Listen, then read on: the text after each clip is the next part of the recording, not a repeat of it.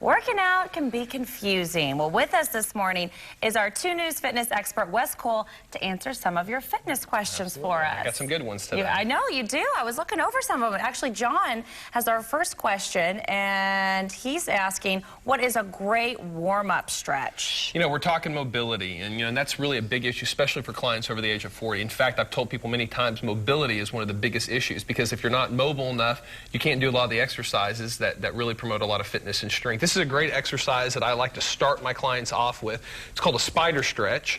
And basically, Beth is coming down, and then she's just stretching out. It's something that's just as simple as putting your hands on the floor, coming out. You're really stretching out the hip flexor, stretching out the hamstring. When you come up and reach, you're really getting a little bit of, there we go.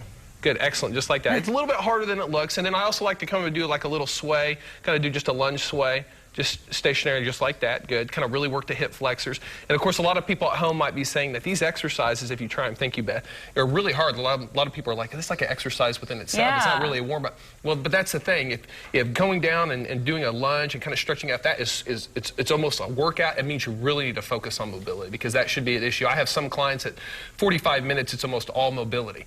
And people are like, when can we move to something else? Mobility is so important because it's almost like the foundation. Unless you're flexible and mobile enough, some of the exercises that you can do before can actually hurt you until. So if these exercises are kind of hard, if they feel like more like a workout, really focus on your mobility. Maybe add a couple of yoga classes, in the mix in your workout, and lay that good foundation down before you get started. Oh, good advice. Okay, well, our next question comes from Corey, and he wants to know, how do I build muscles on my legs? Well, I actually talked to Corey on the phone. This is a really interesting question. He didn't have a whole lot of equipment. I like to start people off if they're kind of new to leg training with just like a little circuit, a little complex I like to do. It's kind of a unilateral circuit. Really focus on single leg movements. Beth's going to come out here, and she's going to start with just basically a back trail lunge.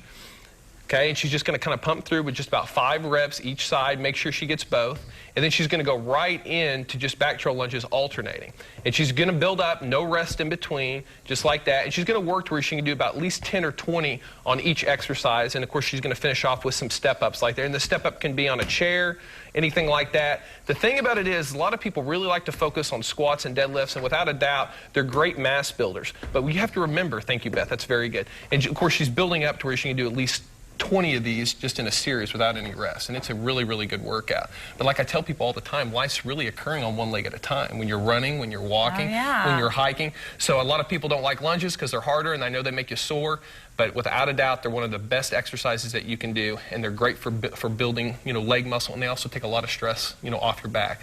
In my opinion, it's a lot safer in your back than putting a bar, over you and doing some squats. So maybe they make you have to be balanced too. That's absolutely hard too. They work the stability, and I just think they're a lot more practical exercise. All right. Well, our next question, someone wants to know, I'm very thin and do lots of crunches, but I never build muscles. What can I do? That's from Sally. Well, a lot of people like to do a lot of high rep crunches, which means they do, reps in the 25 to 30, even 50. And they say, oh, I feel the burn. Problem is your abdominal muscles composed highly of white muscle fiber, which the white muscle fiber you think of as like sprinter fiber. They respond almost better to intensity instead of duration. So you want to add some resistance, add some weight. If you wanted to build up your arms, you wouldn't grab a dumbbell and do 60 reps. You'd grab something a little bit heavier. This is called a wood chop. What's great about this ab exercise, you don't have to go on the ground to do it. Basically, Beth is coming to the side. She can really use a heavy weight. Getting that twisting, that lateral motion right there is really going to activate those white muscle fibers. 10 or 15 reps each side, that's all she needs. And I guarantee you'll really feel it in your abs, you'll feel it in your shoulders. And this exercise right here is just so much more effective than getting down and repping out hundreds of crunches that you just end up hurting your neck. Thank you, Beth. It's a great exercise. Try it, and you don't have to get on the floor to do it. All right. Well, thank you so much, Wes. That's all the time we have. But if you have questions, you can still ask Wes.